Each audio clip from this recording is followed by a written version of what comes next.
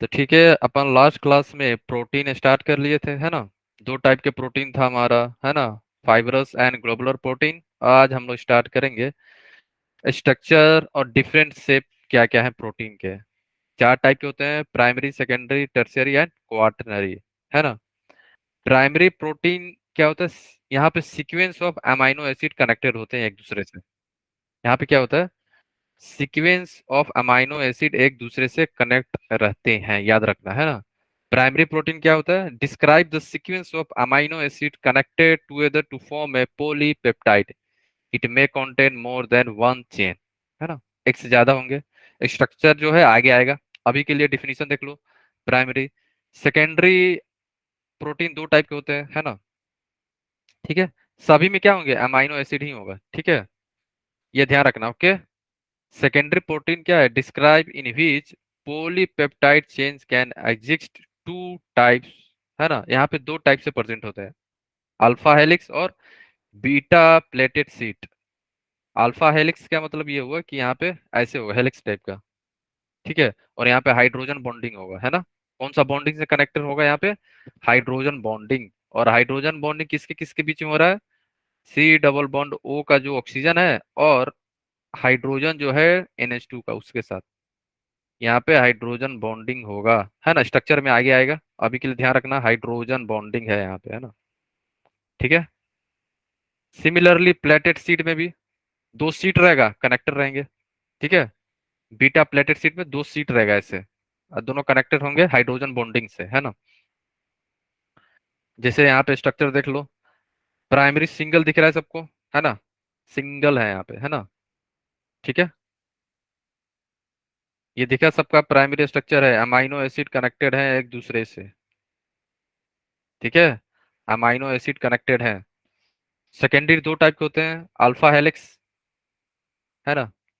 ये alpha helix हो गया, और ये बीटा सीट। एक सीट अप और एक सीट डाउन, है ना। दोनों एक दूसरे से कनेक्ट रहेंगे, ठीक है। टर्शियरी में बीटा सीटेड और अल्फा हेलिक्स दोनों होते हैं, है ना। क्वाटनरी में सभी प्रेजेंट रहते हैं, है ना। हर चीज, हर चीज होगा, है ना। जैसे एनसीईआरटी में स्ट्रक्चर दिया होगा आपको कि ये स्ट्रक्चर जो है प्राइमरी का, एनसीईआरटी का स्ट्रक्चर है ये। एनसीईआरटी बुक में दिया हुआ है ना। ये प्राइमरी का है, ये हमारा सेकेंडरी का है ना। जब आप सेकेंडरी को घुमा दोगे ऐसे तो क्या मिल जाएगा हमें? टर्शियरी। ये टर्शियरी का है, ठीक है। और ये हमारा क्वाटनरी का है, ठीक है। ये सभी क्या है? एनसीईआरटी के स्ट्रक्चर है, ध्यान रखना, है ना। डिफरेंट टाइप ऑफ स्ट्रक्चर है ना। ठीक है। प्राइमरी, सेकेंडरी, टर्शियरी और क्वाटनरी, ओके। अब हम चलते हैं एक अल्फा हेलिक्स जो होता है, ऐसा होता है ना, ऐसे, ठीक है। इसे हम लोग अल्फा हेलिक्स को एक और नाम देते हैं जिसका नाम होता है राइट हैंडेड स्क्रू कॉन्फ़िगरेशन होता है। क्या होता है? राइट हैंडेड स्क्रू कॉन्फ़िगरेशन होता है यहाँ पे। और यहाँ पे जो कनेक्टर रहते हैं, जैसे यहाँ पे देखो, ये जो कार्बन है, या यहाँ पे देखो, यहाँ पे नाइट्रोजन और हमारा हाइड्रोजन है ना। और नीचे देखो ऑक्सीजन और ये कार्बन है ना। तो इन दोनों के बीच में क्या है? Hydrogen bonding. ये क्या है हमारा? हाइड्रोजन बॉन्डिंग हो रहा है यहाँ पे, ठीक है। किसके किसके बीच में हो रहा है? ऑक्सीजन ओ और हाइड्रोजन एन का। और ये जो बॉन्ड बना, इसी को हम लोग क्या बोलते हैं? हाइड्रोजन बॉन्डिंग हो रही है यहाँ पे, है ना। हाइड्रोजन बॉन्डिंग, ठीक है। क्लियर है सबको? बोलो, किसी को डाउट तो नहीं आ रहा है ना? एनीवन? No sir. ठीक है, सर तो राइट ध्यान। हैंडेड बता दीजिएगा, राइट हैंडेड। ये कॉन्फ़िगरेशन है राइट हैंडेड स्क्रू स्ट्रक्चर, ये से स्क्रू है ना हमारा। नहीं सर, इसे डिफाइन कर दीजिए, मैं ये कह रहा हूँ। नहीं नहीं, ये बोल रहा है ना कि जो हमारा अल्फा हेलिक्स है ना, अल्फा हेलिक्स को all possible hydrogen bonds are form to give right handed screw configuration. ये नाम है राइट हैंडेड स्क्रू कॉन्फ़िगरेशन का। इसको हम लोग बोलते हैं, नाम ही है इसका। जो ऐसा दिख रहा है ना, ये इसी को हम लोग बोलते हैं अल्फा हेलिक्स। हेलिक्स को क्या बोलते हैं? राइट हैंडेड स्क्रू कॉन्फ़िगरेशन है। कैसे? ये नाम ही है इसका, ठीक है ना? ठीक है, और किसी को डाउट तो नहीं है ना यहाँ पे, सेकेंडरी प्राइमरी टर्शियरी में, बोलो एनीवन? No sir. ना? और ये स्ट्रक्चर से सवाल ये पूछा जा सकता है कि इसमें कौन सा बॉन्डिंग हो रहा है, ठीक है? कौन सा बॉन्डिंग? Hydrogen bonding. जैसे सेकेंडरी में क्या है, हाइड्रोजन बॉन्डिंग है। आगे देखेंगे टर्शियरी में हाइड्रोजन बॉन्डिंग भी होगा, एसएस बॉन्डिंग भी होगा, आयनिक बॉन्डिंग भी होगा, और वंडरवाल फोर्स ऑफ अट्रैक्शन भी होगा। तो ये इससे सवाल पूछा जाता है। जैसे अल्फा हेलिक्स को बोल सकते हो कि right handed screw configuration, means screw type का दिखेगा ये, इसीलिए बोलते हैं हम लोग, है ना? स्पायरल देखो, स्पायरल, है ना? स्पायरल कॉपी आता है, यस है सर। ना? लगा रहता है ऐसे ऐसे, है ना? शॉप पे जाके बोलोगे स्पायरल कॉपी चाहिए तो आपको देगा वो, ठीक है? नेक्स्ट जो है हमारा बीटा प्लेटेड सीट। यहाँ पे दो सीट रहता है, दोनों सीट हाइड्रोजन बॉन्डिंग से कनेक्ट रहता है, ठीक है? ऐसे सीट रहेगा, सीट स्ट्रक्चर रहता है। यहाँ पे भी क्या है, अमाइनो एसिड, यहाँ पे भी क्या है, अमाइनो एसिड, दोनों कनेक्ट रहेंगे किससे, हाइड्रोजन बॉन्डिंग से, है ना? दोनों किससे कनेक्ट हो रहा है, हमारा हाइड्रोजन बॉन्डिंग। जैसे ऑक्सीजन और ये नाइट्रोजन का H कनेक्ट हो गए किससे, हाइड्रोजन बॉन्डिंग, ठीक है? हाइड्रोजन बॉन्डिंग हो रहा है यहाँ पे भी, ठीक है? और नेक्स्ट जो है हमारा टर्शियरी है। और टर्शियरी में देखो क्या क्या बॉन्ड होता है, ये बॉन्ड ही याद रखना आप लोग, है ना? आयनिक बॉन्ड होता है किसके किसके बीच में, देखो NH3+ और ऑक्सीजन के बीच में हो रहा है। और आपको ये याद रखना होगा, यहाँ पे डाई सल्फाइड भी बॉन्ड होता है, एसएस बॉन्डिंग, ये याद रखना आप लोग, है ना? हाइड्रोजन बॉन्डिंग तो मैंने बता भी दिया, यहाँ पे हो रहा है।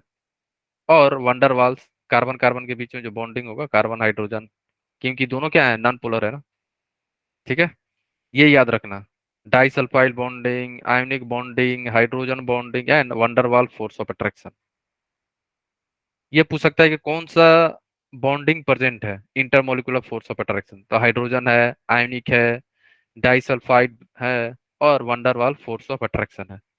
इससे क्वेश्चन पूछे जाएंगे, ठीक है? सर ओके, हाँ बोलो। सर मैं थोड़ा मेरे को वो दर्द कर रहा है, सिर दर्द, तो हम निकल ठीक है, ठीक सकते हैं सर, लीव? है, ठीक है, ठीक है, ठीक है अंकित, टेक केयर। ओके, ओके, ठीक है।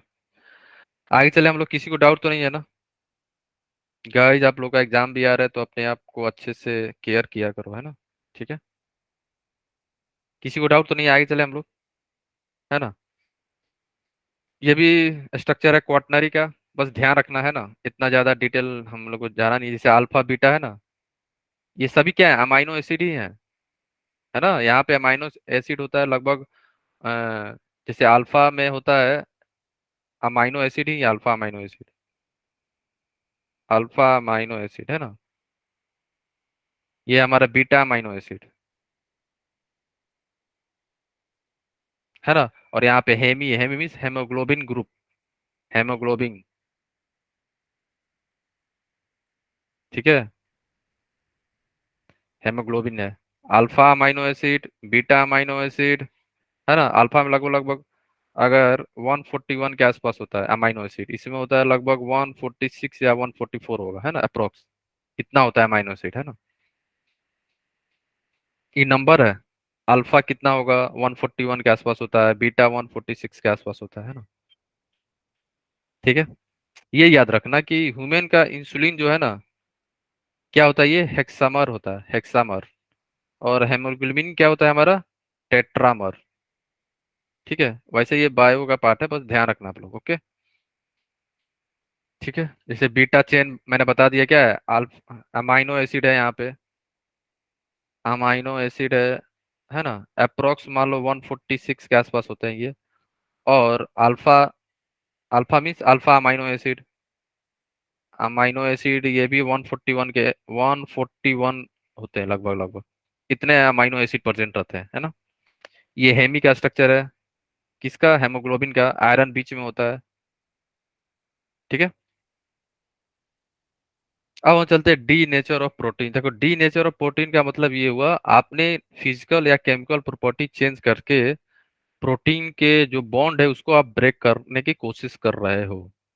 इसका मतलब ये हुआ डी नेचर ऑफ प्रोटीन का मतलब ये हुआ कोई भी फिजिकल चेंज या केमिकल चेंज करने से हमारा जो हाइड्रोजन बॉन्डिंग है प्रोटीन के अंदर वो क्या हो गया, डिस्टर्ब हो गया या ब्रेक हो गया, ऐसे समझो, है ना। तो फिजिकल चेंज क्या कर सकते हैं अपन, टेम्परेचर बढ़ा सकते हैं, है ना। केमिकल चेंज मतलब पीएच चेंज करेंगे। तो दो चीज ध्यान रखना। इससे क्वेश्चन पूछे जा सकते हैं कि डी नेचर ऑफ प्रोटीन कैसे होता है, तो दो चीज होता है, फिजिकल एंड केमिकल चेंज से, है ना। मींस पीएच चेंज कर दो या टेम्परेचर चेंज करने से क्या होता है, हाइड्रोजन बॉन्डिंग जो है ना प्रोटीन के अंदर डिस्टर्ब हो जाता है।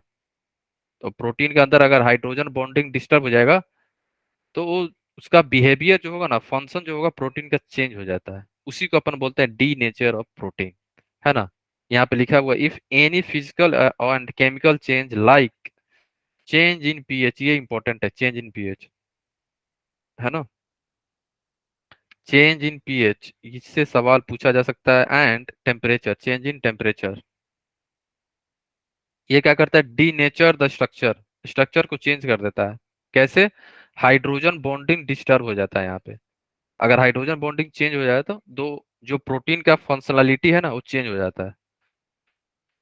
ठीक है, इसी को हम लोग बोलते हैं क्या, डी नेचुरेशन ऑफ प्रोटीन, है ना। ठीक है। और जैसे आप टेम्परेचर या पीएच चेंज कर रहे हो ना आप, तो यहाँ पे आपको क्या मिलेगा, हाइड्रोजन बॉन्डिंग भी ब्रेक हो सकता है। तो प्राइमरी सेकेंडरी जो स्ट्रक्चर होते हैं ना वो ब्रेक होके प्राइमरी स्ट्रक्चर मिल सकते हैं, है ना। जैसे मान लो टेम्परेचर जो है आप बहुत ज्यादा बढ़ा दिए, तो प्राइमरी स्ट्रक्चर या सेकेंडरी स्ट्रक्चर जो प्रोटीन का है ब्रेक होके प्राइमरी बन सकते हैं। ध्यान रखना, प्राइमरी या सेकेंडरी स्ट्रक्चर जो है वो ब्रेक हो सकते हैं, है ना। बट प्राइमरी स्ट्रक्चर जो है ना वो ब्रेक नहीं होगा, ध्यान रखना, है ना। जब प्रोटीन को आप डीनेचर कर रहे हो by changing temperature and pH, तो सेकेंडरी वाले प्राइमरी बन सकते हैं, टर्सरी वाले प्राइमरी बन सकते हैं, बट प्राइमरी ब्रेक नहीं होगा, ध्यान रखना, है ना। प्राइमरी हमारे ब्रेक नहीं होते हैं। तो दो रीजन जो इंपॉर्टेंट है जिससे सवाल पूछा जाता है हमेशा, रीजन फॉर डीनेचुरेशन दो चीज है, क्या, first physical change, physical change का मतलब ये हुआ change in temperature, temperature change करने से जो बॉन्ड है हाइड्रोजन बॉन्डिंग डिस्टर्ब हो जाएगा, है ना। या change in pH, pH change करने से भी होता है। पीएच चेंज क्या है हमारा, केमिकल चेंज। और ये दोनों चेंज आप लोग याद रखना, है ना, ये दोनों, change in temperature and change in pH. Okay. अब बताओ किसी को कहीं पे कुछ भी डाउट है, एनीवन, बोलो। नो डाउट, ये सर चीजें change in temperature means increase decrease both. कोई सा भी, हाँ, ठीक हाइड्रोजन ठीक है। बॉन्ड डिस्टर्ब हो जाएगा ना, आपको बॉन्डिंग इंक्रीज करोगे टेम्परेचर बढ़ाने से चांसेस है ना बॉन्ड ब्रेक भी हो जाए। ठीक है, ये ध्यान रखना, है ना। यही दो रीजन है जिससे हमारा जो फंक्शन है प्रोटीन का चेंज हो जाता है, इस चलते डीनेचुरेशन ऑफ प्रोटीन बोलते हैं अपन, है ना। ठीक है, आगे चले हम लोग, है ना। ठीक है, ओके,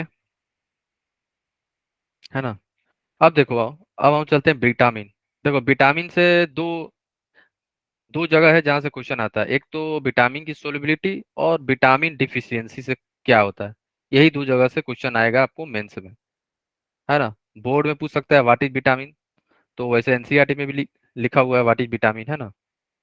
तो विटामिन क्या है, some organic compound are required in a small amount in our diet but their deficiency cause disease, है ना।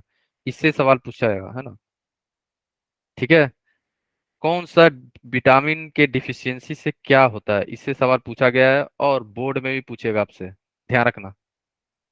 ठीक है, और ये डिफिनीशन है विटामिन का, most of the vitamin can be found और can be synthesise in our body, हमारे बॉडी में क्या बन सकता है ना, बट कुछ नहीं बन पाते हैं, बट प्लांट में बनते हैं। तो हम लोग प्लांट जब खाते हैं ना तो प्लांट से मिल सकता है ना, जैसे फ्रूट हुआ, है ना, लिप्स हुआ।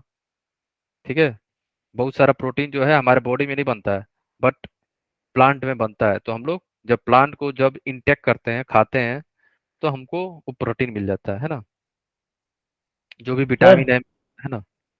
बोलो। सर ये विटामिन में लिखा है वाइटल प्लस एमीन, एमीन का क्या मतलब था? अमाइन है, अमाइन ग्रुप। अच्छा अच्छा okay. Vital means important, vital means important और क्या बोलते हैं, वाइटल वाइटल ग्रुप, है ना, वेरी वेरी इंपॉर्टेंट होता है ना वो। ठीक है। All vitamin are generally available in our diet. वैसे तो बहुत सारा विटामिन प्रेजेंट रहता है, पीएच चेंज करने से बॉन्डिंग डिस्टर्ब हो जाएगा। ठीक है, ये दो रीजन है ना। ठीक है, बहुत सारा विटामिन जो है ना अवेलेबल होते हैं हमारे डाइट में, है ना, और different vitamin belongs to various chemical classes and it is difficult to define them on the basis of structure. Structure के बेसिस पे हम लोग डिफाइन नहीं कर पाएंगे, है ना। ठीक है, बहुत सारा कॉम्प्लेक्स होता है इस चलते, है ना, जैसे पर सर विटामिन। पर सर विटामिन डी तो सन से मिलता है, तो उसमें तो प्लांट ही नहीं होता। अच्छा, मिल्क मिल्क से विटामिन डी नहीं मिलता?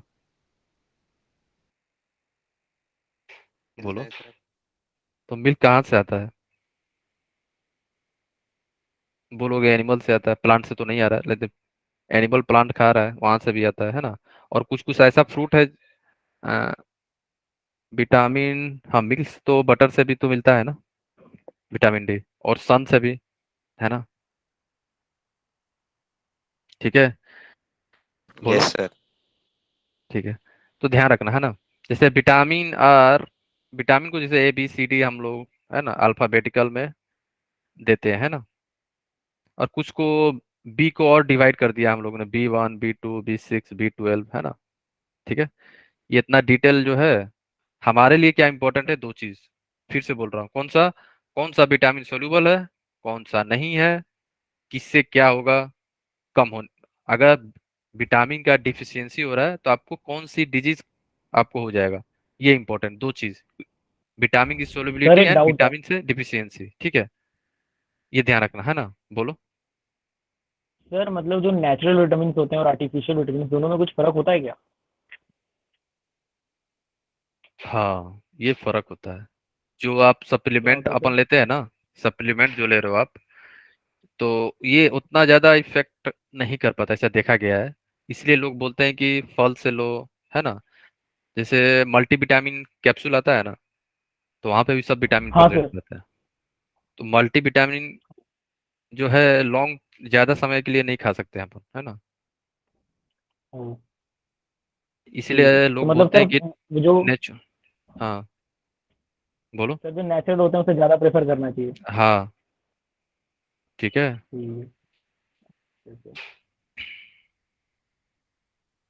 ठीक है, देखो, क्वेश्चन जो है हमारा सोलिबिलिटी से आता है ना, what is vitamin, what is this, what is that, तो नहीं आएगा। पूछेगा कि कौन सा विटामिन सोल्यूबल है फैट में, कौन सा है वाटर में, बस ये याद रखना, वाटर में केवल दो ही सोल्यूबल होते हैं, B and C, और बोर्ड में भी आएगा।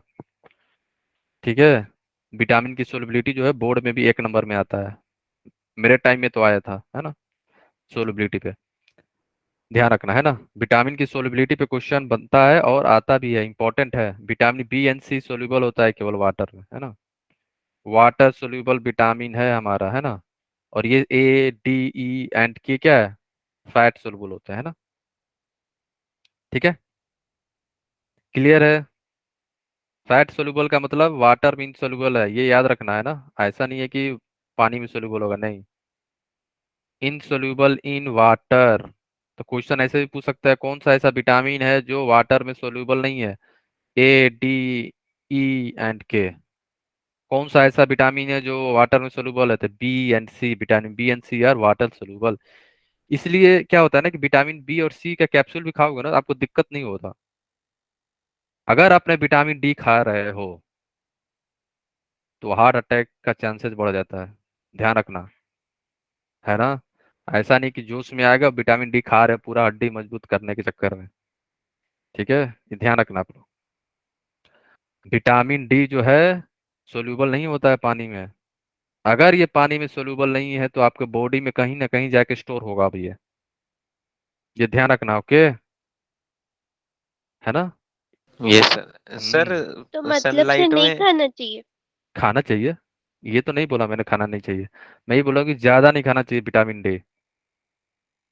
जैसे आपको डिफिशियंसी है तो ठीक है, वेल एंड गुड, कुछ समय खाया छोड़ दिया, क्योंकि ये जो है ना कहाँ स्टोर हो रहा है, लीवर में ना, देखो यहाँ पे लिखा हुआ है, ये आपके बॉडी से रिमूव नहीं हो पाता है ना ये जल्दी। और ये जो है विटामिन बी और सी आप लेते रहोगे फिर भी फर्क नहीं पड़ेगा आपको बॉडी में। आपने लिया और ये निकल भी जाएगा सुबह या 2 घंटे में भी। ठीक है।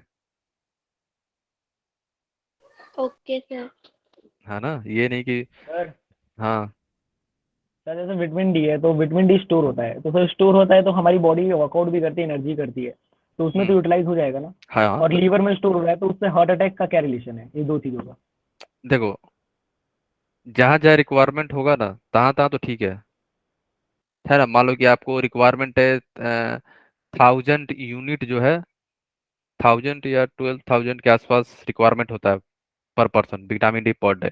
और आपने ले लिया बहुत ज्यादा, डबल। वो डबल कहाँ जाएगा अब? कहीं तो जाएगा ना वो। तो ऐसा देखा गया है, जो भी ज्यादा विटामिन डी का कैप्सूल ज्यादा इंटेक कर रहे हैं हैवी में रिक्वायरमेंट से एक्स्ट्रा, तो चांसेस होता है। ठीक है। Okay sir. और सर और लीवर और हार्ट का क्या रिलेशन था? कौन सा? यही ना, लिवर में तो ये जाके स्टोर हो रहा है ना। लिवर से कोई फर्क नहीं पड़ेगा। मेन ये क्या करता है ना, विटामिन डी के साथ अगर आपने कैल्शियम का भी ले लिया तब जाके इफेक्ट देखा गया है ना। कि हार्ट का मतलब ये हो सकता है कि कहीं क्लोटिंग ना कर दे ये ब्लड को। ठीक है। अच्छा ठीक है सर। अगर सोल्यूबल नहीं है तो कहीं कहीं तो घूमेगा ये इधर उधर। अगर यूज नहीं हुआ आपके बॉडी में तो कहीं घूमेगा। अच्छा, तो हार्ट क्लॉटिंग ना हो जाए। ब्लड हार्ट नहीं है ना। इसलिए ज्यादा नहीं लेना चाहिए कभी भी ये ADE and K वाले। जितना चाहिए उतना ही लेना चाहिए, है ना। 20 ही ले सकते हो, 20 ही तो निकल जाएगा, है ना। इससे कोई इफेक्ट नहीं पड़ेगा, डॉक्टर भी यही बोलते हैं ना। ठीक है। ठीक है, आगे चले। सर हाँ सर बोलो। विटामिन डी में सनलाइट से सर, सनराइज में और सनसेट में ही क्यों मिलता है सनलाइट में, ये मतलब आफ्टरनून में क्यों नहीं मिलता? ये अल्ट्रा वायलेट रे ज्यादा हो जाता है, इसलिए नहीं मिलता होगा। ठीक है। ये बोला यस जाता सर। है कि जैसे जैसे सन बाहर आता है तो बहुत सारा रेडिएशन इमिट करता है ना सन। पोल्यूशन के चलते भी बहुत सारा जो है आपको स्किन डिजीज भी होने का चांसेस रहता है। इसलिए लोग बोलते हैं कि सुबह ही उठ के, सुबह सुबह उठ के सूर्य नमस्कार कर लो या जो भी योगा कर लो। कि यो जो सन मिलता है ना उससे आपको आपका बॉडी पे भी इफेक्ट ना पड़े। ऐसा नहीं है कि 2 घंटा आप विटामिन डी के चक्कर में बैठे हो कुछ और ही डिजीज हो जाए। ठीक है। है ना, इसीलिए बोलते हैं कि लोग मॉर्निंग में ही आप योगा जो भी करना है कर लो। ठीक है। Yes sir. है ना। ऐसा नहीं है कि बैठ गए आप, चलो आज तो 4 घंटा बैठेंगे विटामिन डी पूरा लेके उठेंगे, तो ऐसा होता नहीं है ना। आपको चाहिए मैक्स टू मैक्स 20 मिनट बस। 20 मिनट आप बैठोगे ना तो आपको जितना चाहिए पर डे उतना विटामिन डी मिल जाता है ना। ठीक है। उसको अपन बोलते हैं सन बाथ। क्या बोलते हैं अपन? सन बाथ। ठीक है। Yes sir. है ना यस सर। सन बाथ। ठीक है, उसको अपन बोलते हैं सन बाथ, है ना। सन बाथ का मतलब ये नहीं पूरा कपड़ा पहन के बैठ गए, है ना। ठीक है। अब देखो कुछ डिफिशियंसी होता है, जैसे विटामिन सी का डिफिशियंसी आपको पता है ना। स्कर्वी, विटामिन डी से रिकेट, है ना, ये तो बच्चों वाली है। विटामिन ई से, है ना, इंक्रीज फर्टिलिटी और आरबीसी और मस्कुलर वीकनेस होता है ना। विटामिन के से ब्लड को क्लोटिंग बढ़ जाता है ना। ये सारी चीजें याद रखना। ठीक है। और एक और टेबल होगा जो यहाँ पे नहीं है, एनसीईआरटी में मेंशन है, तो टेबल याद रखना आप लोग। ओके। ठीक है। और कहाँ कहाँ प्रेजेंट होता है, जैसे विटामिन सी जो भी खट्टा सामान खा रहे हो मैक्सिमम में विटामिन सी मिलेगा, टेंशन नहीं है ना। ठीक है। विटामिन डी तो आपको मिल जाता है जैसे फिश से भी मिल जाता है ना, अंडे से भी मिल जाएंगे। ओके। और सनलाइट से तो मिलते ही मिलते हैं, है ना। विटामिन ई जो है vegetable oil like wheat, germ oil, sunflower, आप लोग ले रहे होगे, है ना, घर पे होगा सनफ्लावर, उससे मिल जाता है ना। विटामिन के जो है ग्रीन लीफ से, है ना, साग सब्जी इसीलिए लोग बोलते हैं ना, साग सब्जी ज्यादा खाया करो, बर्गर पिज्जा कम खाया करो, है ना। क्योंकि विटामिन की कमी हो जाएगी। इसीलिए साग सब्जी जो है हम लोग को ज्यादा खाना चाहिए। बट आजकल के लोग क्या है, बर्गर पिज्जा ज्यादा खाएंगे, है ना। सर बर्गर में भी तो सर सब्जियां होती हैं। हाँ, लेकिन उस सब्जी के नाम पे क्या होता है वो सबको पता है ना। ठीक है। ओके, आगे चले, है ना। एक और टेबल होगा जो एनसीईआरटी में होगा, वो भी देख लेना, है ना, विटामिन ए के बारे में भी होगा, है ना। ठीक है। अब चलते हैं इंजाइम। देखो, इंजाइम जो है बायो कैटलिस्ट होता है। क्या बोलते हैं हम लोग, बायो कैटलिस्ट इसे बोलते हैं। जैसे आयरन, आयरन था, निकेल था, है ना, ये भी क्या है, कैटलिस्ट है मेटल के। और इंजाइम जो होते हैं बायो कैटलिस्ट की तरह होते हैं। इसे हम लोग बायो कैटलिस्ट बोलते हैं। क्यों? ये प्रोड्यूस होते हैं कहाँ पे, लिविंग सेल में। और ये करते क्या है, बायोकेमिकल रिएक्शन को कैटलाइज करते हैं, है ना। Enzyme is nothing as a biocatalyst. ठीक है। और ऐसा नहीं है कि जैसे कैटलिस्ट, मान लो कि किसी रिएक्शन में निकेल यूज हो रहा है कैटलिस्ट की तरह, क्या निकेल दूसरे रिएक्शन में भी कैटलिस्ट की तरह ये करेगा? नहीं। कैटलिस्ट जो होते हैं एक पार्टिकुलर रिएक्शन पे ही कैटलिस्ट की तरह बिहेव करते हैं, है ना। बहुत ज्यादा कैटलिस्ट क्या होते हैं, स्पेसिफिक इन नेचर होते हैं। इस रिएक्शन में अगर निकेल मेटल जो है कैटलिस्ट की तरह बिहेव कर रहा है, तो इसी पार्टिकुलर रिएक्शन में करेगा। ऐसा नहीं कि सब में वो कैटलिस्ट की तरह बिहेव करने लगेगा, नहीं। सेम इंजाइम भी है जो होते हैं, क्या होते हैं, वेरी स्पेसिफिक होते हैं पार्टिकुलर रिएक्शन से। ये ध्यान रखना, है ना। और इंजाइम का नाम जो अपन लेते हैं लास्ट में ए एस ई एच कर देते हैं, ए एस ई। जैसे माल्टोज है तो माल्टोज में क्या हो जाएगा, माल्टेज, ए एस ई हो जाएगा ना। ये यहाँ पे क्या है, कैटलिस्ट की तरह बिहेव हो रहा है। ठीक है।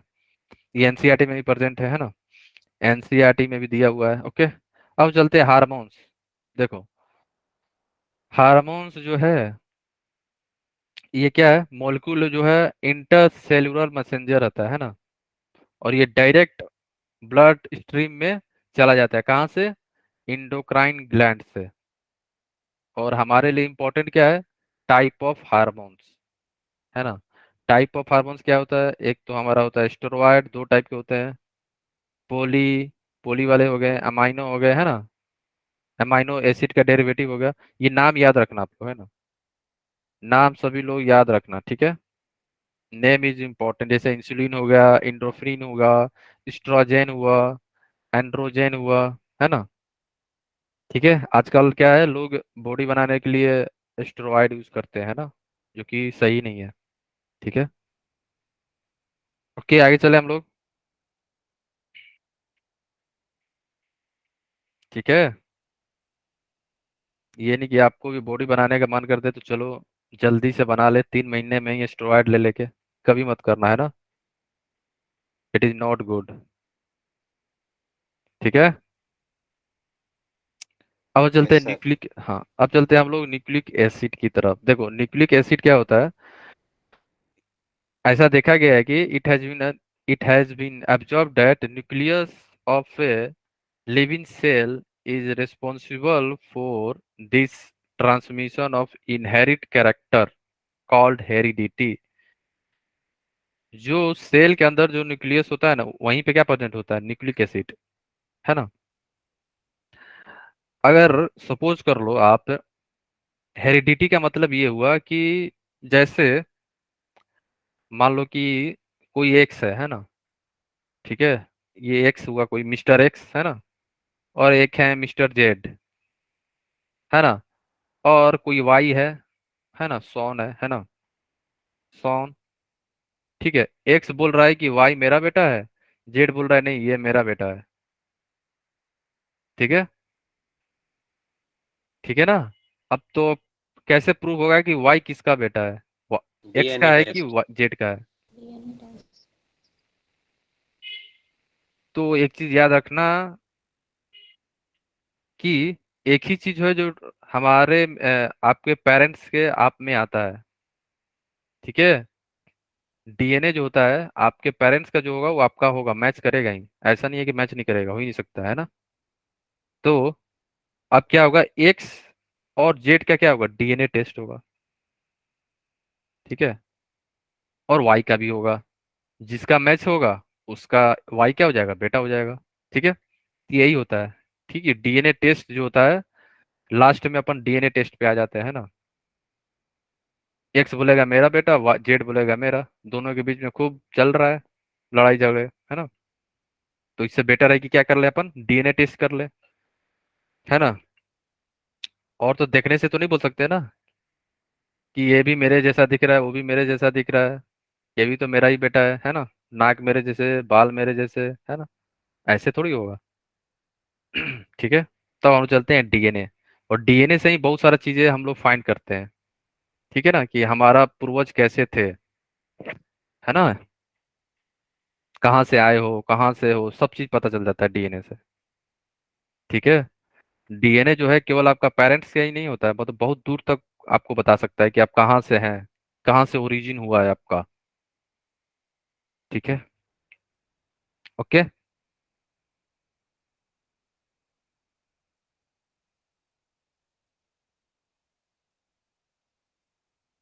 ठीक है, ओके। और हम चलते हैं, देखो अब जो जैसे हेरिडिटी जो ट्रांसफर हो रहा है ना एक से दूसरे में, उसका जो रिस्पॉन्सिबल है उसे अपन बोलते हैं क्रोमोजोम्स। ये कहाँ प्रेजेंट होता है, न्यूक्लियस में ही, सेल के न्यूक्लियस में प्रेजेंट होता है ना। जो रिस्पॉन्सिबल है हेरिडिटी ट्रांसफर होने का, मान लो फादर टू सन या फादर टू डॉटर, है ना, क्या होता है वो क्रोमोजोम्स ही होता है, ध्यान रखना, है ना, क्रोमोजोम्स, ठीक है। और क्रोमोजोम जो है हमारा बना होता है किससे, प्रोटीन से और न्यूक्लिक एसिड से, ठीक है, न्यूक्लिक एसिड से बना रहता है ना। है ना। अब हम चलते हैं न्यूक्लिक एसिड क्या होता है ना, कैसे बनता है, कैसे बनाएंगे, उसके बाद आएगा, है ना। बहुत सारी चीज अब स्टार्ट होने वाला है, ओके। अब देखो न्यूक्लियोटाइड्स जो होते हैं ना, न्यूक्लियोटाइड्स क्या होते हैं आगे देखेंगे, है ना। अभी के लिए ध्यान रखो कि न्यूक्लियोटाइड्स जब ज्वाइन होंगे कहाँ पे, का through carbon number 3 and carbon number 5 है ये, ठीक है। ध्यान रखना बायोमोलिक्यूल में नंबरिंग हम लोग 5 से करते हैं, जैसे प्राइम से 1 प्राइम 2 प्राइम 3 प्राइम करके, है ना। तो यहाँ पे कार्बन नंबर है ये 3 और 5 पे, है ना। Linkage to give the polynucleotides which further form nucleic acid, आगे हम लोग देखने वाले हैं, है ना। अभी के लिए बस ध्यान रखो, है ना। सारी चीजें डिटेल जाएंगी, कहाँ से कौन कनेक्ट हो रहा है, न्यूक्लियोसाइड्स क्या होता है, न्यूक्लियोटाइड्स क्या होगा, फिर न्यूक्लियोटाइड्स का जो पॉलीमर बनाओगे कार्बन नंबर 3 और कार्बन नंबर 5 से जब कनेक्ट होगा दोनों, है ना, दोनों जब कनेक्ट होगा तो न्यूक्लिक एसिड बनता है ना। Polymer of nucleotides is nucleic acid, आगे देखेंगे हम लोग, है ना। देखो न्यूक्लिक एसिड जो होते हैं दो टाइप के होते हैं, या तो आरएनए हो जाए या डीएनए हो जाए। आरएनए में कौन सा बेस प्रेजेंट होता है, राइबोज, ये हमारा क्या है, ये हमारा शुगर है, राइबोज शुगर, या डीऑक्सी राइबोज, ठीक है, शुगर, है ना। ये हमारा क्या हो जाएगा, शुगर, ठीक है। तीन पार्ट होते हैं, तीन पार्ट न्यूक्लिक एसिड का, शुगर, फॉस्फेट, मीन्स आप बोल सकते हो फॉस्फेरिक एसिड, लास्ट होता है हमारा बेस। तीनों को कनेक्ट करते हैं, और तीनों जब फिर से फॉस्फेरिक एसिड से कनेक्ट होता है, तब जो पॉलीमर बनेगा उसी को हम लोग बोलते हैं न्यूक्लिक एसिड। कैसे होगा, सारी चीजें हम लोग देखने थे, है ना। सारे हम लोग देखने वाले हैं कैसे कैसे बनता है ना। जैसे शुगर हो गया, तीन पार्ट होते हैं ना, न्यूक्लिक एसिड के तीन पार्ट होते हैं। एक तो शुगर हो गया, दूसरा एसिड हो गया फॉस्फेरिक एसिड, तीसरा होता है बेस, नाइट्रोजन, नाइट्रोजिनियस बेस, है ना। मीन्स यहाँ पे नाइट्रोजन प्रेजेंट होंगे, ठीक है। शुगर में दो हो सकते हैं, क्या क्या, राइबोज हो सकता है और deoxy ribose. Deoxy ribose DNA में के लिए होता है, आगे देखेंगे हम लोग। राइबोज होता है आरएनए के लिए, ठीक है, क्लियर है। तो पहले स्टार्ट करते हैं शुगर से, है ना, कौन कौन सा शुगर यूज होता है ना, ठीक है। देखो न्यूक्लिक एसिड में केवल बीटा राइबोज प्रेजेंट होता है, कौन सा, बीटा, अल्फा नहीं, है ना। जैसे आपको यहाँ पे अल्फा बीटा दिया होगा, ये बीटा है और ये हमारा अल्फा है, बट न्यूक्लिक एसिड में केवल बीटा फॉर्म इज प्रेजेंट, तो याद रखना, है ना, बीटा फॉर्म ये प्रेजेंट होगा केवल। अल्फा नहीं होता है ना। ठीक है, ये चीजें ध्यान रखना आप लोग। ओके, जैसे ये हमारा हो गया beta D ribose cyclic form में है ना। बीटा डी राइबोज किसके लिए यूज हम लोग यूज करेंगे? बेस आरएनए के लिए। आरएनए में बेस यूज होता है beta D ribose and D alpha D deoxyribose ये होता है हमारा डीएनए में। अब आप लोग ये सोच रहे होगे डीऑक्सी क्यों बोलते हैं? डीऑक्सी इसलिए बोलते हैं क्योंकि यहाँ से ऑक्सीजन गायब हो गया है। देख लो, यहाँ से जो OH होना चाहिए था, एक सेकेंड, यहाँ पे H की जगह पे होना चाहिए था OH, बट ऑक्सीजन यहाँ से रिमूव हो गया है ना, रिमूव। ठीक है, ऑक्सीजन यहाँ से रिमूव हो गया, तो क्या बोलेंगे हम लोग? डीऑक्सी। क्या बोलते हैं अपन? डीऑक्सी। ऑक्सीजन यहाँ से रिमूव हो गया तो अपन बोलते हैं डीऑक्सी। याद रखना कार्बन नंबर 2 पे। यही डिफरेंस है आरएनए और डीएनए में। ठीक है, जो शुगर होता है, दोनों शुगर सेम होते हैं, अंतर क्या होता है? कार्बन नंबर 2 पे, 2' बोलते हैं जिसको। ये 1', 2', 3', 4 एंड 5। ठीक है। Yes sir. ठीक है, देख लो, यहाँ पे ऑक्सीजन है, यहाँ पे ऑक्सीजन गायब हो गया, ये रिमूव हो गया है ना, इसलिए हम लोग बोलते हैं डीऑक्सी। डिटॉक्स याद है? डिटॉक्स, बॉडी को डिटॉक्स, है ना, ये खा लो वो पी लो, बॉडी का डिटॉक्स हो जाएगा, है ना। ऐसे ही समझो, ऑक्सीजन डिटॉक्स मतलब हटा लो इसको, है ना, उड़ा दो उसको। अब चलते हैं बेस। बहुत सारा बेस यूज होता है, कौन सा? नाइट्रोजीनियस, मींस नाइट्रोजन प्रेजेंट होंगे, है ना वहाँ पे। कौन कौन से बेस हैं? जैसे डीएनए में कौन कौन सा बेस यूज होता है, नाम याद रखना आप लोग। डीएनए क्या है हमारा? डीऑक्सी राइबो न्यूक्लिक एसिड, ये तो आपको पता भी होगा, है ना। कौन कौन से बेस होंगे? एडेनाइन, ए से डिनोट करते हैं हम लोग, ग्यूनानाइन जी से, साइटोसिन सी से, थामाइन टी से। ये डीएनए का बेस है, डीएनए में ये बेस प्रेजेंट होंगे। आरएनए क्या है हमारा? Ribo nucleic acid. आरएनए में कौन कौन सा बेस है? Adenine, guanine, cytosine and uracil. और ये इसका शॉर्ट फॉर्म है, शॉर्ट सिंबल बोल सकते हो, है ना, CGU, है ना। ठीक है, और ये स्ट्रक्चर है जो एनसीईआरटी में भी प्रेजेंट है। एडेनाइन का स्ट्रक्चर है ना, ग्यूनानाइन का स्ट्रक्चर है। ठीक है, साइटोसिन स्ट्रक्चर याद रख लेना, है ना, थामाइन, यूरासिल। ओके, स्ट्रक्चर आप सभी लोग याद रखना। ओके, ठीक है। अब हम चलते हैं कंप्लीमेंट्री बेस। देखो, डीएनए में क्या है ना, जितने भी बेस हैं सभी पेयर नहीं हो सकते हैं। ऐसा नहीं है जो भी बेस है 4 5 सब सब एक दूसरे से हो जाएंगे पेयर अप, नो। ठीक है, कौन कौन से हो सकते हैं? एडेनाइन जो है थाइमाइन से हो सकता है बस। ठीक है, एडेनाइन थाइमाइन से होगा, और ग्यूनानाइन साइटोसिन से होगा, ये ध्यान रखना। ठीक है ना। ऐसा नहीं है कि जो भी है सब कनेक्ट हो जाएगा एक दूसरे से, ऐसा नहीं है। और इससे क्वेश्चन पूछे गए हैं कॉम्प्लीमेंट्री बेस से, ये इंपॉर्टेंट है दोनों। एडेनाइन थाइमाइन से होगा, ग्यूनानाइन साइटोसिन से होता है। ये एक दूसरे से बॉन्ड बना सकते हैं, सभी नहीं। यहाँ पे लिखा हुआ है भी कि डीएनए में क्या है, base do not pair up each other but some pair are, some pair हो सकते हैं ना। जब आप स्ट्रक्चर देखोगे डीएनए का तो वहां पे यही बेस पेयर अप होंगे, AT और GC। आगे देखेंगे हम लोग, है ना, जो स्ट्रक्चर देखेंगे डीएनए का तो वहां पे दिखेगा आपको। ओके, नेक्स्ट जो है हमारा फॉस्फेट, है ना, मीन्स फॉस्फेरिक एसिड। ठीक है, तो ये स्ट्रक्चर हो गया किसका? फॉस्फेरिक एसिड का, है ना। हम लोग क्या यूज करेंगे मोस्टली? फोस्फो मोनो क्यों है? मोनो डाइस्टर, क्योंकि एक आर लगा हुआ है। अगर आपने एच हटा के एक और आर लगा दिया तो यहाँ पे मोनो की जगह आ जाएगा डाई। अगर तीनों एच हटा गया तो क्या हो जाएगा? ट्राई। ठीक है, डाई ईस्टर हो जाएगा, ये हमारा हो जाएगा ट्राई ईस्टर। ओके, ध्यान रखना। ओके, ठीक है गाइस, आगे चले हम लोग, बोलो। Yes sir. किसी को डाउट तो नहीं है ना? ओके, अब हम चलते हैं न्यूक्लियोसाइड्स। अब इंपॉर्टेंट आया, है ना। न्यूक्लियोसाइड्स क्या होता है, न्यूक्लियोटाइड्स क्या होता है, और न्यूक्लिक एसिड कैसे बनता है, अब इंपॉर्टेंट हमारा स्टार्ट होता है ना। देखो न्यूक्लियोसाइड्स क्या होता है?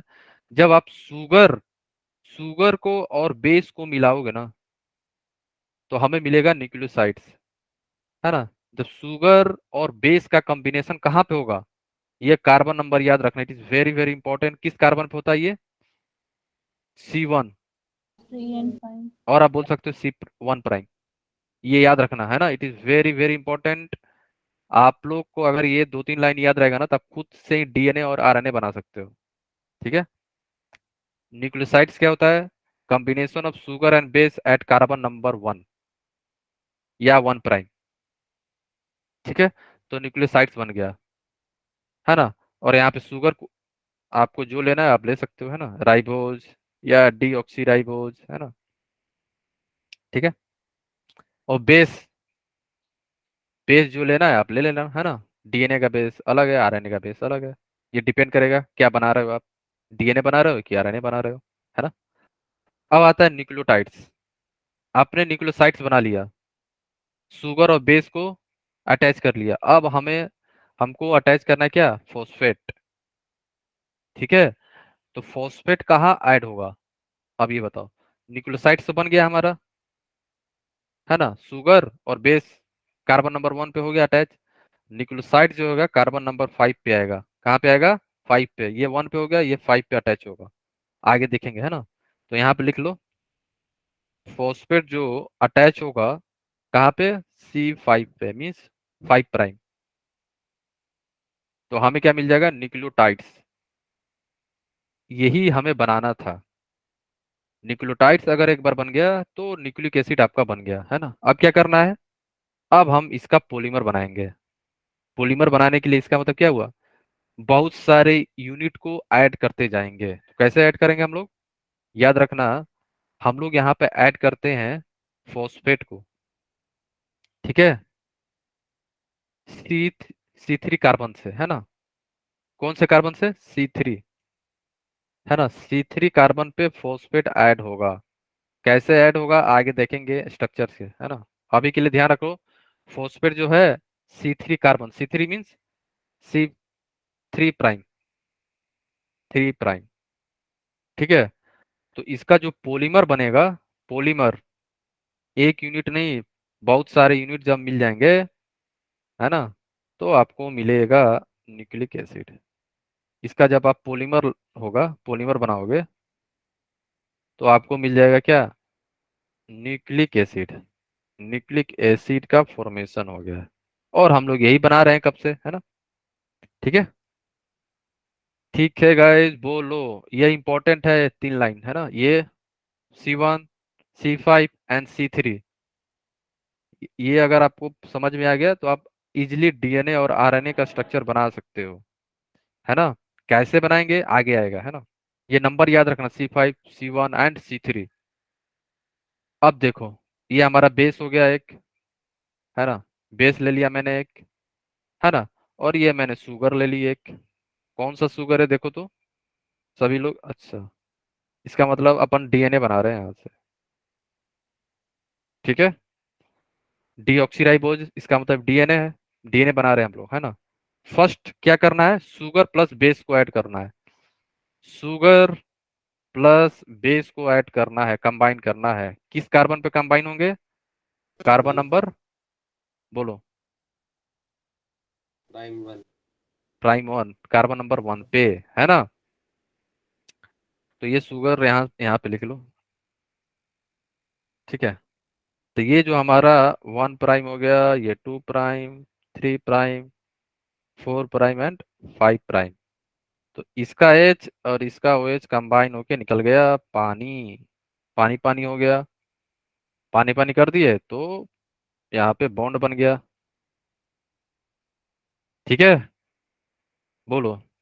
ये बेस और हमारा ये जो शुगर था, ये दोनों क्या हो गया? कंबाइन हो गए। कहाँ पे? कार्बन नंबर 1 मीन्स 1' पे। और ये हमारा क्या बन गया बताओ? ये क्या है बताओ? बोलो, ये क्या है? न्यूक्लियोसाइड। एनीवन? यस। ये क्या है हमारा? न्यूक्लियोसाइड्स। यही तो हमारा न्यूक्लियोसाइड्स हो गया ना। देखो न्यूक्लियोसाइड्स क्या था, ये आपको समझ में आ रहा है ना। न्यूक्लियोसाइड किससे बना? शुगर एंड बेस को अपन ऐड कर लिए, शुगर में ई नहीं होगा, है ना? ठीक है, क्लियर है सबको? बोलो। Yes sir. किसी को डाउट तो नहीं आ रहा ना? एनीवन? डाउट होगा जरूर पूछना, है ना? किसी को कुछ भी डाउट कहीं पे भी आ रहा होगा तो पूछना जरूर आप लोग, ओके? ये हमारा क्या बन गया? न्यूक्लियोसाइड्स। अब हम चलते हैं न्यूक्लियोटाइड्स बनाने, है ना? तो न्यूक्लियोटाइड्स कहाँ पे करेंगे? सी, कहाँ पे बोलो? C5 पे, प्राइम है ना? 5। 5. यस, 5 प्राइम, 5 प्राइम, है ना? 5 प्राइम पे अपन अब ऐड करेंगे क्या? बोलो, फॉस्फेट। तो ये हमारा क्या है? फॉस्फेट, है ना ये? अब इसे हम यहाँ पे ऐड करेंगे। ये हमारा हो गया 1 prime, 2 prime, 3 prime, 4 prime and 5 prime. तो यहाँ पे फिर पानी पानी करना है अपने को। पानी पानी कर दिया हमने, है ना? वाटर निकल गया यहाँ से, तो कनेक्ट हो गया। और ये हमारा क्या है बताओ? बोलो। न्यूक्लियोटाइड। यही तो हमारा हो गया न्यूक्लियोटाइड्स। और यही हमें बनाना था कब से। और एक बार न्यूक्लियोटाइड्स बन गया, एक यूनिट हो गया ये हमारा फर्स्ट यूनिट। सेम एक दूसरा होगा। बोलो हाँ या ना? ठीक है। दूसरा का थर्ड कार्बन, दूसरा का थर्ड कार्बन, ठीक है? आगे आएगा स्ट्रक्चर, अभी बता दे रहा हूँ। सेकेंड वाले का थर्ड कार्बन, सेकेंड वाले का थर्ड कार्बन, कार्बन पे वहां पे होगा OH, है ना? और, और इसका कार्बन नंबर 5, फर्स्ट का कार्बन नंबर 5, ठीक है? ये OH हो गया। इसका कार्बन नंबर 5 पे जो फॉस्फेट है यही कनेक्ट होगा अब, 4 5, ठीक है? ये OH, ठीक है? इसका OH और फॉस्फेट के बीच में कनेक्शन होगा, ठीक है? ये एक चेन बन गया। फिर ये बनता चला जाएगा पॉलीमर, एक एक, दो दो यूनिट, 3 यूनिट, 4 यूनिट, 4 5 6, चलता चला जाएगा, है ना? जब बड़ा पॉलीमर बन जाएगा तो उसी को हम लोग बोलते हैं क्या? Nucleic acid, DNA। ये क्या बन जाएगा? DNA हो गया ना हमारा ये, ठीक है? जब आप कनेक्ट कर दोगे दूसरे यूनिट से, फिर थर्ड यूनिट से, फोर्थ से कनेक्ट होता चला जाएगा फॉस्फेट पे, ठीक है? कार्बन नंबर 3 से। तो क्या मिल जाएगा हमें? DNA। ये DNA हो गया हमारा, ठीक है? है ना? एक second, okay. No no no, ये यहाँ पे ये RNA का है। एक सेकेंड, है ना? क्योंकि यहाँ पे OH आ गया ना, RNA मिल जाएगा। वैसे आगे है स्ट्रक्चर, ठीक है? सर ठीक है, पॉलीमर कैसे बनेगा? हाँ बोलो। पॉलीमर कैसे बनेगा? आगे आएगा, है ना? अभी तो मैं जस्ट आपको आइडिया दे दिया कि C3 जो होगा दूसरा यूनिट का, ये तो फर्स्ट यूनिट है ना, सेकेंड यूनिट का जो कार्बन नंबर 3 पे OH है ना, ये यहाँ पे OH, तो सेकेंड वाले का भी तो होगा ना OH। ये OH और इसका ऑक्सीजन कनेक्ट करेगा, ठीक है? आगे आएगा, है ना, स्ट्रक्चर, ठीक है? ये सिमिलर है, यहाँ पे भी साइटोसिन है बेस, शुगर है हमारा यहाँ पे, है ना, डीऑक्सीराइबोज, ठीक है? तो ये DNA हो रहा है, ऊपर वाला RNA का था, ठीक है? ठीक है, कनेक्ट हो गया, ओके। बोलो। मेन जो स्ट्रक्चर है ये वाला, जो आप पूछ रहे थे ना, यहाँ पे है, देखो, ठीक है? यहाँ से आपको आइडिया लगेगा, ये NCERT में भी प्रेजेंट है, देखो। एक सेकंड सभी लोग ध्यान सुनना, कैसे पॉलीमर बन रहा है आपको आइडिया लगेगा, देखो। न्यूक्लियोसाइड्स, न्यूक्लियोटाइड्स तो समझ गए ना आप लोग, है ना? जैसे ये बेस है, शुगर है, इतना दूर क्या है हमारा? ये हमारा हो गया न्यूक्लियोसाइड्स, है ना? ये तो न्यूक्लियोसाइड्स है ना? बोलो। Sir yes sir. ठीक है, अब क्या किया मैंने? दूसरा कलर, एक सेकंड, हाँ। अब मैंने इस पे क्या अटैच कर दिया? फॉस्फेट, ठीक है? अब ये क्या हो गया? न्यूक्लियोटाइड्स,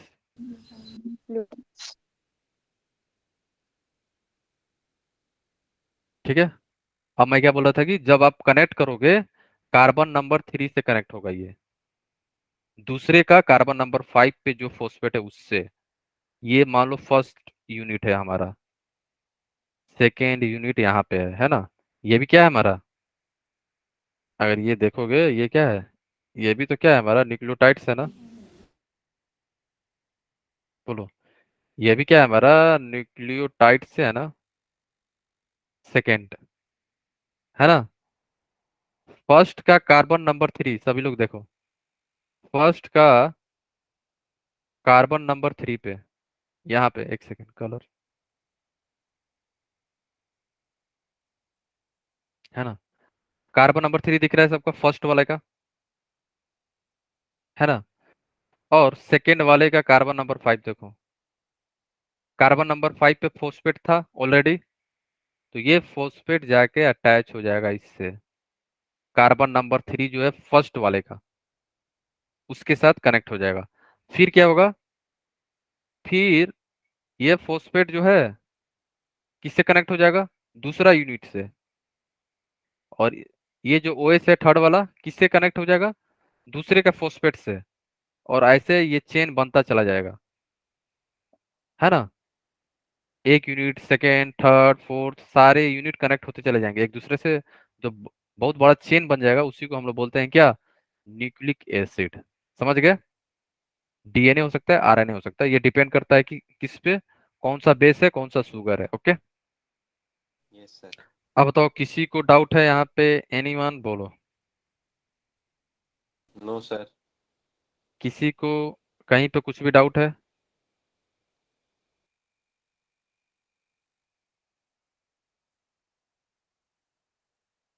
ठीक है। तो जब भी दो यूनिट कनेक्ट हो रहा है, किससे, फोस्फोडाइस्टर लिंकेज बोलते हैं हम लोग, क्या बोलते हैं, फोस्फोडाइस्टर लिंकेज, ध्यान रखना है ना। किस कार्बन से कनेक्ट हो रहा है, कार्बन नंबर 3 से। ओके। और ये भी एनसीईआरटी में प्रेजेंट होगा, आपको दिया होगा कि सिंप्लीफाइड फॉर्म में, है ना। अब आप लोग यहाँ पे बताना हमें, ठीक है। ये शुगर जो है हमारा, और ये बेस कौन से कार्बन से कनेक्ट है, बोलो अब सभी लोग, एवरीवन। Primary first. तब पता चलेगा कि आपको याद हुआ कि नहीं, है ना। ये इंपॉर्टेंट है, याद होना चाहिए सबको, है ना। कौन वन से, प्राइम। क्या सब, सभी लोग 1 प्राइम बोल रहे हैं, बोलो। Yes, sir.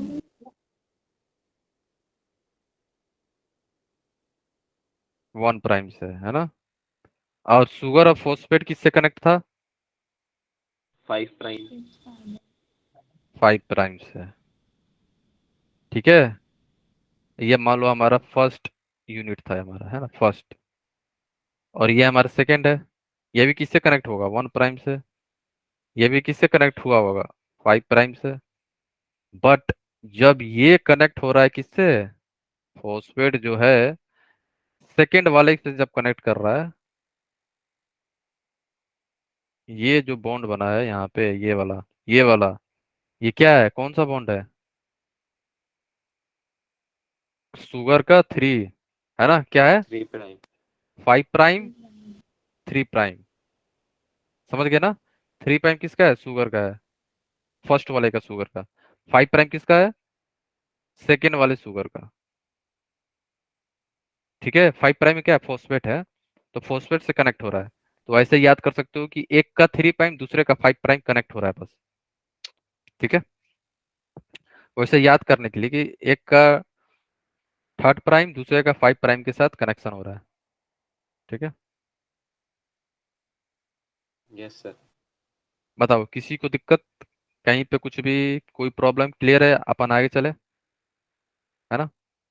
अब देखो, DNA RNA का आप समझ गए ना, बेस होता है, प्राइमरी बेस, है ना। सेकेंडरी जो स्ट्रक्चर है ये भी दिया हुआ है, सेकेंडरी क्या होता है, डबल हेलिकल हेलिक्स, है ना। RNA में भी 3 टाइप होते हैं, 3 क्या, टाइप नहीं होता है, मतलब हम लोग डिफाइन करते हैं। प्राइमरी एक बेस होगा, सेकेंडरी में क्या हो सकता है कि सेकेंडरी होगा राइट हैंडेड या लेफ्ट हैंडेड।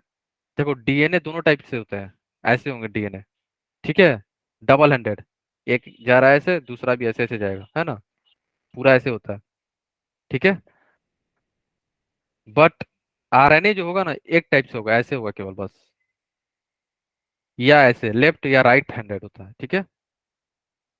ये दोनों नहीं होता है, राइट लेफ्ट दोनों ही होगा ये आरएनए, डीएनए होता है, ठीक है, ध्यान रखना।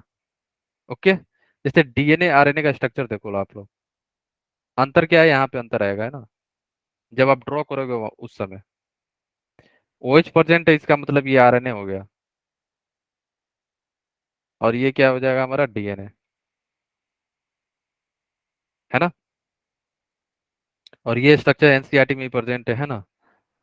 देखो, लेफ्ट लेफ्ट वाला ये है, राइट वाला है, दोनों क्या है, कनेक्ट हो रहे हैं किससे, जो बेस था ना उसका कम्प्लीमेंट्री बेस जो था उससे कनेक्ट हो रहा है ना। जी के साथ ट्रिपल बॉन्ड बनता है, जीसी जो बनाता है ट्रिपल बॉन्ड, ये याद रखना, इससे क्वेश्चन पूछा गया है। ए और टी जो है डबल बॉन्ड बनाता है, ठीक है। ये कौन सा स्ट्रक्चर है, डीएनए का, किसका स्ट्रक्चर है, डीएनए। ओके, यहाँ पे लेफ्ट राइट दोनों प्रेजेंट रहते हैं, है ना। ओके, और ये डिफरेंस डिफरेंस किसके लिए है, आपके बोर्ड के एग्जाम के लिए, है ना, ठीक है। और कभी कभी क्वेश्चन भी थ्योरेटिकल पूछ सकता है कि आरएनए में कौन सा शुगर है, कौन सा शुगर नहीं प्रेजेंट रहता है, जो एक बार पूछा गया है क्या कि डीएनए में यूरासिल बेस नहीं होता है, ये इंपॉर्टेंट है ना। और आरएनए में थाइमाइन रेयरली प्रेजेंट होते हैं, ये इंपॉर्टेंट है ना, ठीक है। और ये फर्स्ट शुगर कौन सा होता है, राइबोज होता है यहाँ पे भी, यहाँ पे होता है डीएनए में डीऑक्सी राइबोज, ठीक है। और ये बेस तो आपको याद होना चाहिए, है ना, कौन कौन सा बेस डीएनए में, कौन कौन सा बेस आरएनए में, ये सारे याद होना चाहिए आपको, है ना, ठीक है। यहाँ पे होता है डबल, यहाँ पे होता है सिंगल, ठीक है। बेस यहाँ पे मॉडिफाई नहीं हो पाते हैं, बेस यहाँ पे मॉडिफाई हो सकते हैं, और ये डीएनए स्टेबल होते हैं तो इजीली आप ब्रेक नहीं कर पाओगे आप, और ये आरएनए क्या होते हैं, अनस्टेबल होते हैं, ठीक है।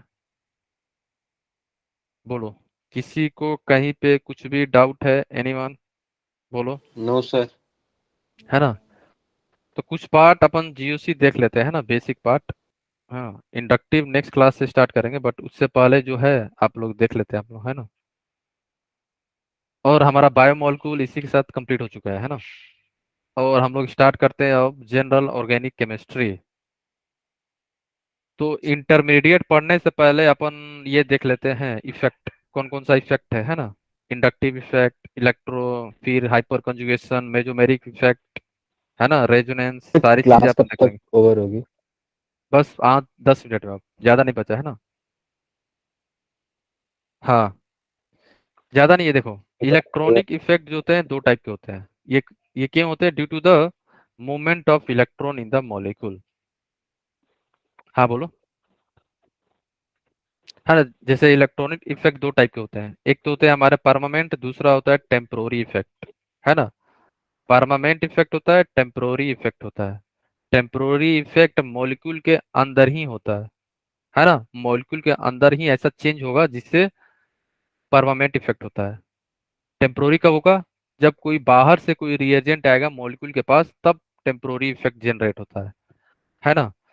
जैसे परमानेंट इफेक्ट क्या होता है, the permanent displacement of electron causing permanent polarization of a bond due to influence of atom or group present in the molecule। जैसे इलेक्ट्रोनेगेटिविटी डिफरेंस डाइपोल के चलते परमानेंट इफेक्ट होता है ना। अगर मान लो कोई मॉलिक्यूल के अंदर मोर इलेक्ट्रोनेगेटिविटी एटम प्रेजेंट है, वो तो हमेशा रहेगा ना, परमानेंट, इसलिए हम लोग बोलते हैं क्या, परमानेंट इफेक्ट, ये हमेशा रहेगा, ठीक है। तो टाइप ऑफ परमानेंट इफेक्ट, इससे क्वेश्चन पूछा गया है, इंडक्टिव इफेक्ट, रेजोनेंस, या मेजोमेरिक, या हाइपर कंजुगेशन, है ना। ये तीन टाइप के होते हैं। टेम्पोरी इफेक्ट क्या होता है, जब बाहर से कोई रिएजेंट आएगा ना, तभी टेम्पोरी इफेक्ट आपको दिखेगा, वैसे नहीं, है ना, ये याद रखना। और जब तक रिएजेंट प्रेजेंट रहेगा मॉलिक्यूल के पास, तभी तक टेम्पोरी इफेक्ट दिखेगी। जैसे ही आपने मॉलिक्यूल को हटा दिया, टेम्पोरी इफेक्ट गायब, ठीक है। और temporary effect mainly double bond triple bond में देखा गया है, मल्टीपल बॉन्ड में, ठीक है। मान लो डबल बॉन्ड है और आपने मान लो कि डबल बॉन्ड है आपके पास और आपने इलेक्ट्रोफाइल ला दिया, तो डबल बॉन्ड क्या करेगा, अटैक करेगा ना उस पे, तो डबल बॉन्ड ब्रेक होता है और पॉजिटिव नेगेटिव में कार्बन पॉजिटिव और कार्बन नेगेटिव बन जाता है वहां पे, है ना। आगे देखेंगे अभी जस्ट, है ना। तो टेम्पोररी डिफेक्ट कैसे होता है, due to the due to the present of attacking reagent. यहाँ पे अगर आपने रिएजेंट हटा दिया तो ये टेम्पोररी इफेक्ट गायब हो जाएगा, याद रखना, है ना। टेम्पोररी इफेक्ट से क्वेश्चन बहुत कम पूछे जाते हैं, बस इतना याद रखना, टेम्पोररी इफेक्ट कब होगा, जब आपके पास क्या हो, अटैकिंग रिएजेंट प्रेजेंट हो, तभी होगा, नहीं तो नहीं होगा, ध्यान रखना, ठीक है। Okay, but when the attacking reagent is removed from the system, the compound that is polarise, positive negative में जो पोलराइज हुआ था, back to the initial state में चला जाएगा, है ना। ठीक है, जैसे ये देखो आप लोग, ये डबल बॉन्ड है, सी डबल बॉन्ड सी, और आपने एक इलेक्ट्रोफाइल ले लिया, है ना। तो जैसे ही इलेक्ट्रोफाइल आपने लाया, ये क्या है, हमारा रिएजेंट है यहाँ पे, ठीक है। जैसे इलेक्ट्रोफाइल आने से क्या हुआ, ये पाई बॉन्ड ब्रेक हो गया, ठीक है। पाई बॉन्ड ब्रेक होके कैसे हो गया, देखो, एक पे पॉजिटिव आ जाएगा, दूसरे पे नेगेटिव आएगा, है ना। और ये हमारा हो गया इलेक्ट्रोफाइल, ठीक है। तो इलेक्ट्रोफाइल कहाँ जाएगा, जहाँ पे इलेक्ट्रॉन हो कार्बन पे, तो यहाँ पे करेगा अटैक, तो हमें क्या मिल जाएगा, सी पॉजिटिव, और एक कार्बन पे क्या अटैच हो जाएगा, इलेक्ट्रोफाइल, है ना। और ये सपोज करो कि आपने क्या किया, इलेक्ट्रोफाइल हटा दिया, रिएजेंट रिमूव रिएजेंट, अगर आपने रिएजेंट को रिमूव कर दिया तो आपको जो पहले था वही मिल जाएगा, है ना। आपने जो पहले था वही मिल जाएगा, ठीक है, ध्यान रखना, ओके। डबल बॉन्ड फिर से मिल जाएगा, है ना, जैसे ही रिएजेंट हटा लोगे, जो इनिशियल स्टेट था वापस वहीं पे चला जाएगा, है ना। ठीक है, इसलिए हम लोग क्या बोलते हैं इसे, टेम्पोररी इफेक्ट, इसलिए हम लोग इसे क्या बोलते हैं, टेम्पोररी इफेक्ट, ओके। और एक चीज नोट में लिख लेना यहाँ पे, it is observed in double bond या ट्रिपल बॉन्ड में ही केवल, ठीक है, क्लियर है। एंड हियर कंप्लीट, यहाँ पे कंप्लीट ट्रांसफर ऑफ इलेक्ट्रॉन होता है, बाकी में नहीं होता है, याद रखना, complete transfer of electron, complete transfer of electron towards any of any of atom, ठीक है, कोई भी एटम की तरफ क्या करेगा, इलेक्ट्रॉन ट्रांसफर हो जाएगा, ये डिपेंड करेगा कौन सा ज्यादा इलेक्ट्रोनेगेटिविटी है ना, इस पे, ओके। जैसे टाइप ऑफ इलेक्ट्रोमेरिक दो टाइप के होते हैं, है ना, पॉजिटिव इफेक्ट, नेगेटिव इफेक्ट, ठीक है। और ये जो क्लासिफिकेशन है, लिख लो यहाँ पे, this classification this classification can be done based on the direction of the based on the direction in which the electron pairs